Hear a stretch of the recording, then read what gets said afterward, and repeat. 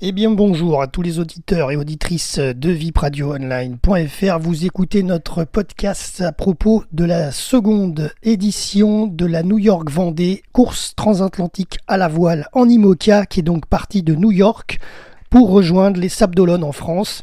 Vous savez, il y avait eu la première transat, c'était The Transat CIC de Lorient à New York, et en fait, quelques semaines après, donc c'est le 29 mai, le départ qui s'est passé aujourd'hui, en ce mercredi, c'est le retour en fait à la maison pour les skippers qui ont souhaité participer à cette course. Alors je vais vous faire donc ce débrief dans ce podcast des derniers jours de mer avec les résumés au quotidien. Donc on commence par la journée de ce mercredi 29 mai, quelques heures après le départ. Donc suite à ce départ virtuel, rappelons-le, qui est inédit dans les courses à la voile. Pourquoi ? Parce qu'il a été virtuel, donc le départ a été fait derrière des ordinateurs, voilà. Les skippers étaient derrière leurs ordinateurs et leur GPS pour pouvoir comprendre la ligne de départ où elle se situait avec les balises GPS. Elle était située à 90 miles des côtes américaines, donc il n'y avait pas de bateau d'assistance, etc. Pas de coup de fusil, pas de coup de pétard pour lancer la course. Les skippers étaient donc livrés à eux-mêmes à 14h heure locale et 20h heure française pour partir, pour couper la ligne d'arrivée. Pourquoi à 90 000 des côtes ? Pour éviter tout simplement le trafic maritime qui est très dense autour de New York et notamment les animaux marins très présents dans le secteur. D'ailleurs, pour info, Louis Burton en a d'ailleurs fait les frais en heurtant un OVNI, un objet flottant non identifié, avant la course en se rendant sur la ligne de départ, mais avec l'aide et la fraternité d'un autre skipper dont je n'ai plus le nom, il a pu être réparé plutôt, et s'aligner au départ le mercredi après-midi. Alors les skippers étaient donc livrés à eux-mêmes sans bateau d'assistance pour franchir cette ligne virtuelle. Certains d'entre eux ont donc coupé cette ligne virtuelle GPS trop tôt. Le staff, l'organisation s'en est rendu compte après, non pas pendant, mais après, quelques heures après. Et donc il s'agissait de Benjamin Dutreux, Éric Bellion, Maxime Sorel et Olivier Hir. Ils doivent donc effectuer une pénalité de 3 heures d'arrêt. 3 d'entre eux ont déjà effectué la pénalité cette nuit, la nuit de mercredi à jeudi. Il s'agit de Maxime Sorel, Éric Bellion et Benjamin Dutreux. Alors quelques infos des derniers temps. Donc le jeudi 30 mai, il n'y a pas eu grand chose. Le vendredi 31 mai également. Par contre, le samedi 1er juin, on fait un petit point. La flotte est globalement située sur une zone étalée entre le large sud de Sable Island et du Cap Race canadien. Clarisse Kremer, 7e de la flotte, a rencontré des soucis de pilote automatique la nuit dernière entre vendredi et samedi. Après un début de course compliqué pour Romain Attanasio, 22e, il se retrouve actuellement dans une zone de pétole sans vent et voit ses concurrents le doubler au large, ce qui l'énerve un petit peu. Avarie pour Manuel Cousin, 25e, à 23h30 ce samedi soir. Suite à un violent orage, la foudre a touché le haut du mât de son IMOCA, coup de pouce. Il a dû affaler ses voiles pour stopper son monocoque. Les instruments aériens de son mât ont été abîmés. Ses 2 pilotes automatiques, le principal et le secondaire, ne répondent plus. Manuel a donc décidé de mettre sa course entre parenthèses pour inspecter son bateau et évaluer les dégâts. Il est tanké actuellement sur une zone pour tenter de trouver des solutions de réparation. 4e jour de mer, ce dimanche 2 juin, Nicolas Lunven, qui était 3e de la flotte, a averti son équipataire que le bout dehors de son IMOCA Holcim PRB a cassé vers 11h heure française ce dimanche. Déjà victime de la même avarie sur le trajet aller de New York en direction de New York dans la course The Transat CIC, Nicolas casse donc maintenant au retour en direction des Sables d'Olonne. Il ne pourra donc plus exploiter le potentiel maximal de son monocoque vers les Sables d'Olonne, mais reste en cours sans ses voiles de portant.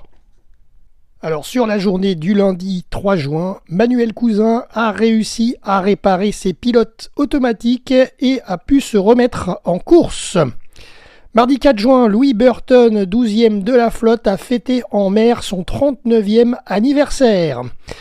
Deuxième info du mardi, pénalité de 70 minutes pour le skipper Scott Scheuer, 18e de la flotte sur son IMOCA Canada Ocean Racing. En effet, suite à un problème de pilote automatique, Scott a réalisé un empannage intempestif. Le bateau s'est couché et cela a provoqué une rupture accidentelle d'un plomb de son moteur. Alors concernant la journée de mercredi 5 juin, pas de grandes infos. Par contre, jeudi 6 juin, deux infos majeures. Rencontre insolite entre le premier de la flotte, Charlie Dalin, à bord de son IMOCA massif. Il est situé au large ouest de la Corogne. Il va bientôt faire son entrée dans le golfe du Gascogne. Et en fait, il a croisé un ancien vainqueur du Vendée Globe 2013 en plein océan Atlantique. Il s'agit de François Gabard qui était dans le secteur à bord d'un catamaran privé avec son équipage et il a croisé la route de Charlie Dalin. Deuxième info de la journée, avarie majeure pour Sam Goodschild, 6e de la flotte. Son IMOCA vulnérable a dématé à 17h15 ce jeudi. Sam va bien, il est en sécurité, il est situé à 150 000 de l'île de Santa Maria aux Açores. Il fait donc route vers les Açores du coup et il étudie avec son équipe à terre les meilleures solutions pour trouver un port d'attache. Alors on termine ce podcast avec cette dernière journée, c'est celle d'aujourd'hui, vendredi 7 juin, le jour de notre récap voile. Alors aujourd'hui on apprend que Yannick Bestaven, qui est le 27e de la flotte, a subi la casse de sa rupture d'étai de J2 qui tient l'avant du mât sur son IMOCA Maître Coq. Alors il a pu réparer, tout est sous contrôle, mais bien entendu son objectif de performance sur la course est désormais mis de côté. Son but étant maintenant de rallier les Sables d'Olonne. On a eu des infos de Sam Goodschild qui a finalement, mais on s'en doutait, a été contraint à l'abandon. Il a réussi officiellement à se reconstruire un gréement de fortune suite à son dématage et se dirige maintenant vers un port autour des Açores. Alors concernant la cartographie aujourd'hui à 20h, eh bien, il y a plusieurs salles, plusieurs ambiances. Charlie Dalin, qui est situé à l'ouest du golfe de Gascogne, est premier de la flotte depuis plusieurs jours. Il est à 497,50 000 de l'arrivée aux Sables d'Olonne. Il devrait arriver normalement d'ici 24-48 heures. Voilà, d'ici dimanche matin, samedi soir dans la nuit, il devrait arriver en fin de journée, samedi en deuxième partie de soirée. Donc entre samedi soir et dimanche matin. Ensuite, Boris Herman, c'est le deuxième de la flotte. Lui, il est situé plein nord et au sud-ouest de l'Irlande. Donc il a mis plein sud, le cap plein sud, mais il vient du nord, l'ouest nord de l'Irlande. Voilà, donc c'est vraiment à l'opposé de Charlie Dalin. Il est deuxième, Boris Herman, à 283 000 de Charlie Dalin. Donc normalement, Charlie est quasiment sûr de remporter la New York Vendée si tout va bien d'ici 24-36 heures à peu près. Jérémy Bayou, le vainqueur de la dernière édition en 2016, lui est troisième à 335 000 de Charlie et il est situé au nord des Açores mais il a une trajectoire sud. Voilà, donc plusieurs trajectoires différentes au sein de la flotte.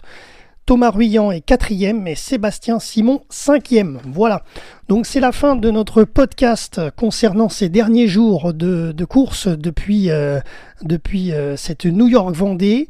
On vous tiendra informé des résultats des leaders qui gagneront et notamment du podium au fil de l'eau, hein, c'est le cas de le dire, à partir de demain soir. Donc rendez-vous sur notre chaîne Twitter X VIP Radio Online et notre site internet .fr, vipradioonline.fr.